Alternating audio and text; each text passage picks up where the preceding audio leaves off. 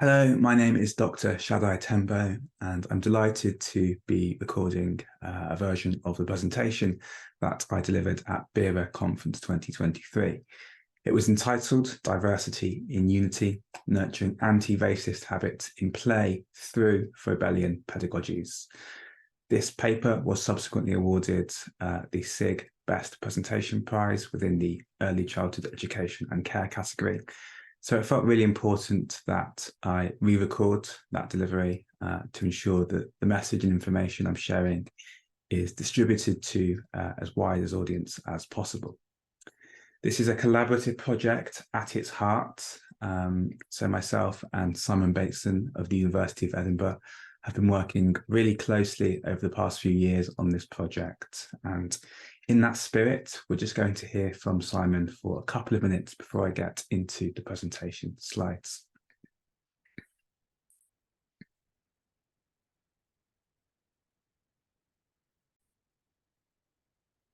To have been collaborating.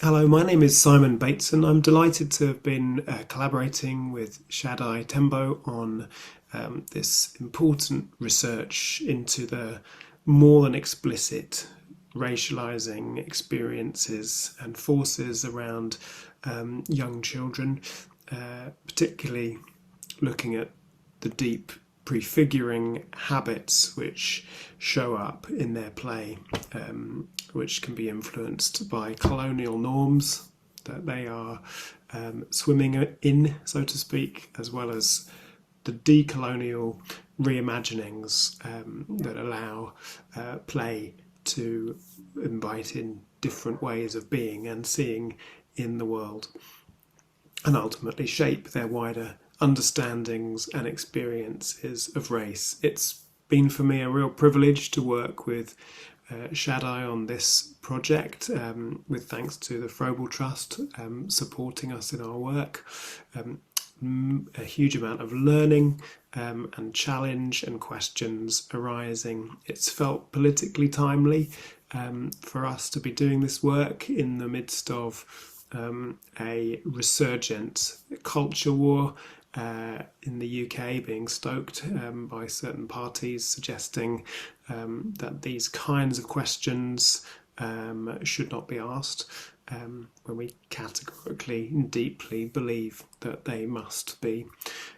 It's been a small-scale project with lots of questions emerging, no simple answers or quick solutions, but we really hope that it will lead to a generative framework for troubling the waters in early childhood practice, anchored in a surer understanding of the colonialities that children's play is enmeshed in. Just want to thank all those who took part, the practitioners, the children and colleagues who've been very supportive of us along the way. And over to Shad to say more about our work together. Thank you, Simon. And I, of course, echo the thanks to practitioners and the children themselves who have participated within this research project.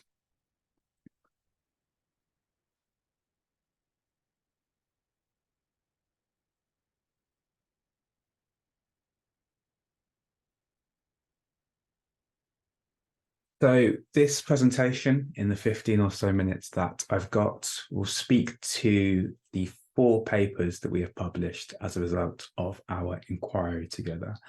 Possibly a bit enough more than I can chew in doing so, but I really want to give you, the audience, a sense of the scope and depth with which we've investigated this area. Although the exact moment that Simon and I decided to write together is unclear, we can trace the seeds of our relationship back to a conference in 2019, where we both shared our personal histories on the role of men in the early years and bonded through our commitment to social justice. We shared our personal histories on our experiences of working within the profession and stayed in touch over the next several months. Then COVID hit, and then the murder of George Floyd in May that year. The impact of George Floyd's murder and the subsequent resurgence of Black Lives Matter led to increased scrutiny within the early childhood profession about what might meaningfully be done to challenge racism in the early years. But these were bittersweet moments for us. On the one hand, it was welcome that conversations were starting to take place on a broader scale. However, it was frustrating that it had taken such a long time and the death of another innocent Black man to reach this stage. Furthermore, we felt that a lot of the conversation tended to remain at the surface level. Race and racism were broadly being approached as either narrowly defined topical and resource issues, or as responsive interventions to explicit acts of racial discrimination only, rather than being approached as deeper paradigmatic questions and practices. But before we could consider a project with young children, we had to reflect on our own identities as researchers. We recognised that the process of coming to do research before the polished journal articles and research reports is one that typically happens without comment or any level of analysis. What gets cut out? How exactly do researchers end up working together? Such questions, we felt, were especially pertinent when Black and white researchers collaborate to write about race.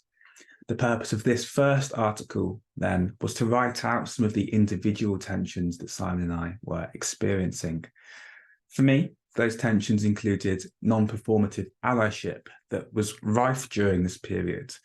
I was all too aware of the good intentions of white people that can end up reproducing the very issues they seek to challenge. Secondly, was I being tokenized by Simon? Was I going to be the happy Black face on a project that didn't really make much meaningful change? For Simon, there were the risks of appropriation and tokenism of me, but also the real question of how we might avoid recentering his white experience. This paper, therefore, describes our personal journey towards collaboration and the imbalanced tensions and vulnerabilities present for each of us. It describes how writing relationships come into being as the process entangles with our relational identities. This matters to hold ourselves to account as we write and research for any abuses of white colonial power which might seek to co-opt or assimilate our experience.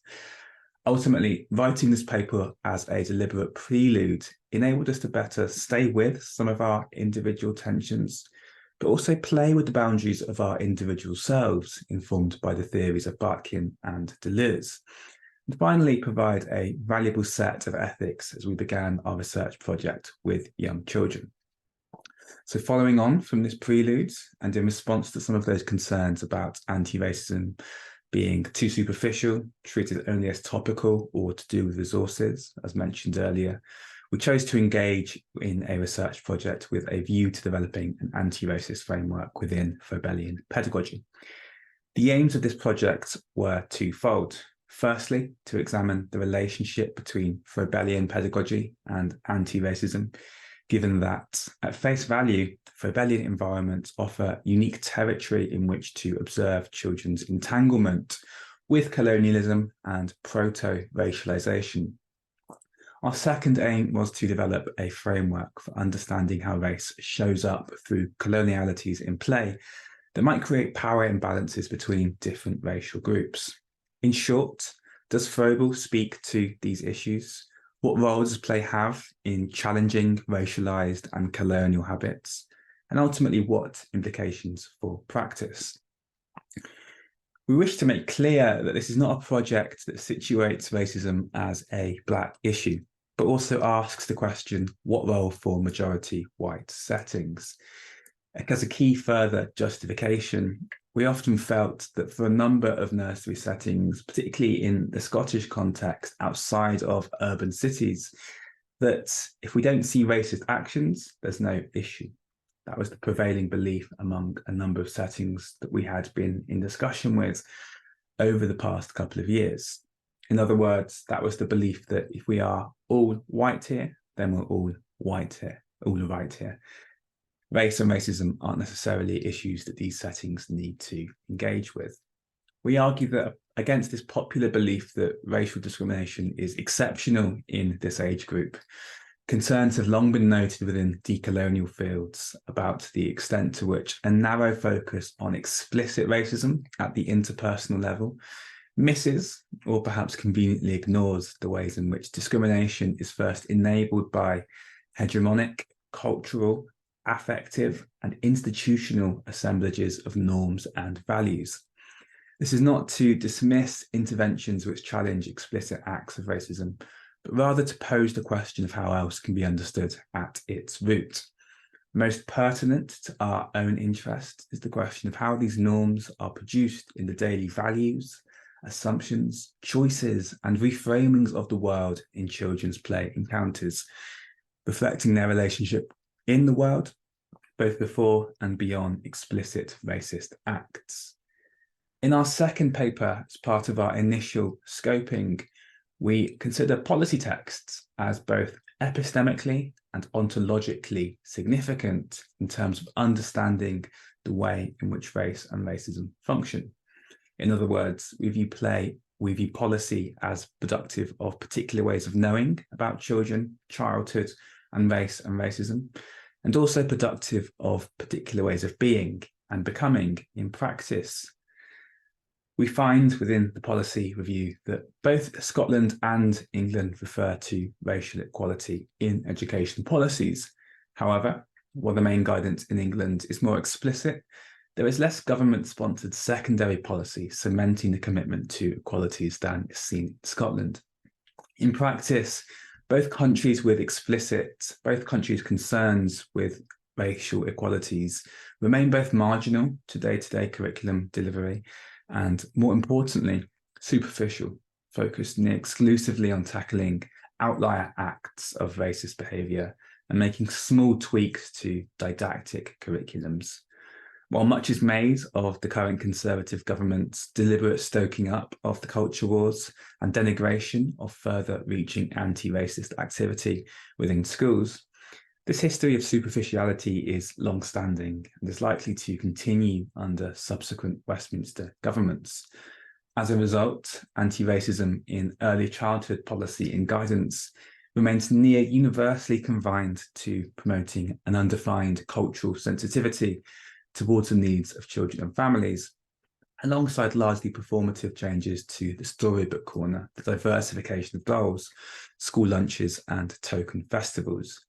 How racism is prefigured and hence challenged in the substrata of children's play remains an area for further exploration. In our third paper, the literature review, we consider the wider academic scholarship with regard to how racial discrimination is prefigured in societal norms and habits.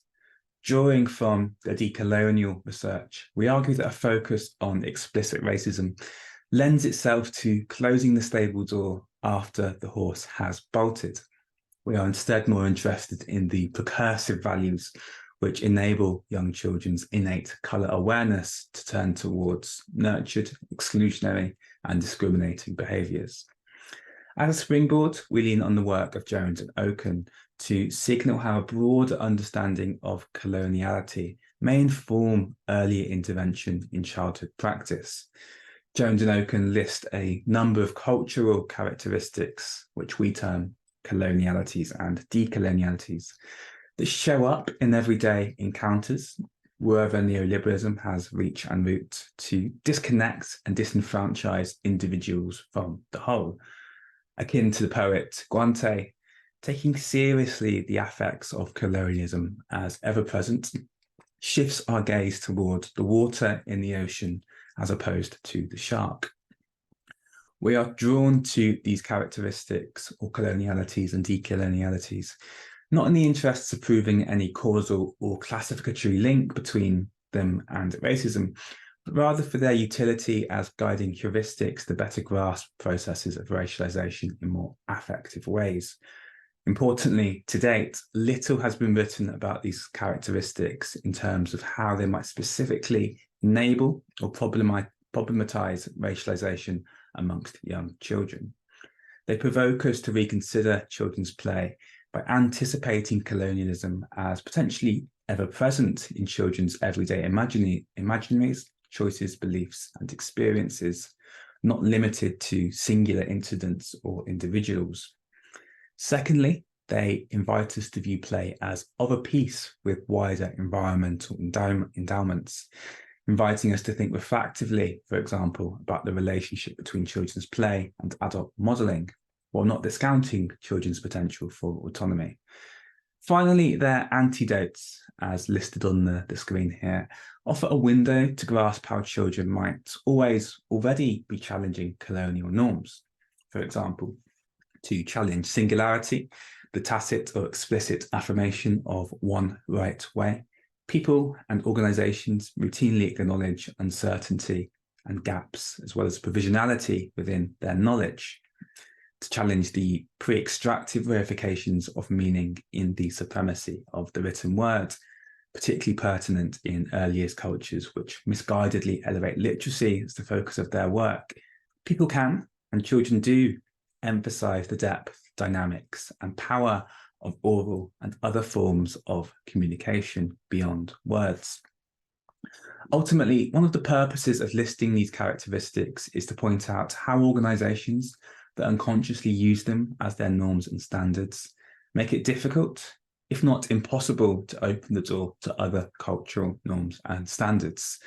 As a result, many of our nursery settings, while saying that we want to be anti-racist and multicultural, really only allow others to belong if they adapt to or conform to existing cultural norms. On to the research itself then. We adopted an ethnography by proxy approach that facilitates staff practitioners participating in the data collection and production process. We landed on this approach because we recognise that practitioners have close knowledge of children and the families and the nuances of their lives, histories, and play in ways that we, as outside researchers, cannot easily access. We recruited 7 practitioners across 2 nursery settings who were invited to conduct observations of children's everyday play at random moments during the nursery day. We gave practitioners a full list of Jones and Oaken's colonialities and decolonialities, but we specified that they did not need to code children's play or feel restricted to these descriptors in terms of what they could focus on. Mindful of ensuring accessibility, we explored simplifying Jones and Oaken's list, but decided that this would preclude practitioners more positively entangled and necessarily complex analysis. In offering this framework, our aim was not to narrow practitioners' focus so much as provide an opening for reflexivity about the value or otherwise of thinking with a decolonial perspective, and about the tensions that they might experience in doing so in the moment of observation. In the end, 21 observations were conducted over 6 weeks. Some captured large group interactions where there was clear evidence of both coloniality and decolonialities in play. Others evidenced play which was, on the surface, intimate and harmonious, which yet prompted some of the most interesting reflections amongst practitioners afterwards. In terms of our initial analysis, and at the time of recording, we are still completing this final paper, we find that children embody complexity and contradiction in ways that are often rarely accounted for. What we saw within our observations was that play can move or switch between colonial or decolonial very quickly. Similarly, one habit could easily be interpreted as either decolonial or colonial. Inclusion and exclusion within play encounters to some extent can be codependent and reliant on each other. What we observed within the practitioners' reflections on the play encounters was the importance of letting colonialities occur and seeing what resolves on one hand, but on the other hand, an anxiety about knowing when to step in and when is the most important time to intervene and disrupt play encounters where there's a clear imbalance between the children's agency. We see the politics of identity being played out with entanglement and fluidity. Children's non-verbal and embodied play demonstrates a number of different affordances for attunement. That is, in other words, How can we as practitioners become more attuned to what doesn't get said?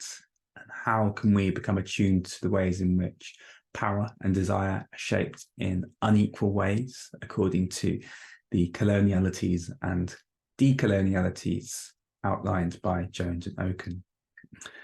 Ultimately, we argue within the conclusion that taking seriously the ever-present effects of decoloniality in our lives, the framework that I'm sorry, I'm just going to restart that sentence.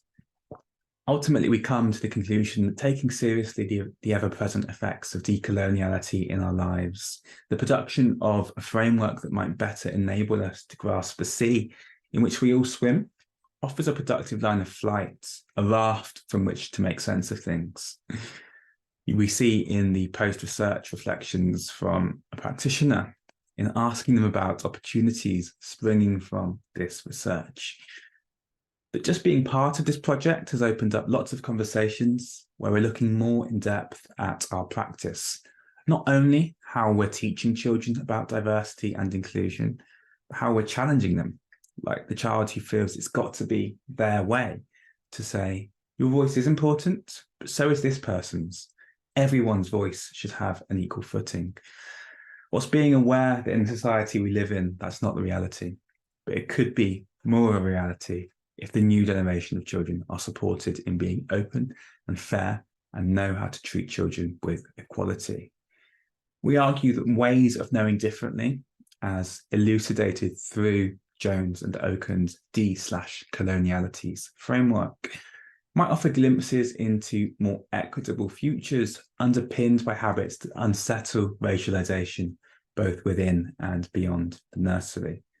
Ultimately, we've sought to model a way of knowing that goes beyond skin-deep accounts of how racism shows up and demonstrate an attunement to the complexities, contradictions, and affordances surrounding Jones and Oken's habits that are always open to variation. Thank you very much for listening to this presentation. There is an accompanying blog and, of course, the 4 journal articles that we have published as a result of this research can be accessed online if you search for my name or Simon Bateson or Diversity in Unity, the title of this project. So hopefully you'll be able to get a fuller sense of the journey that we've been on between Simon and myself. Thank you very much for listening.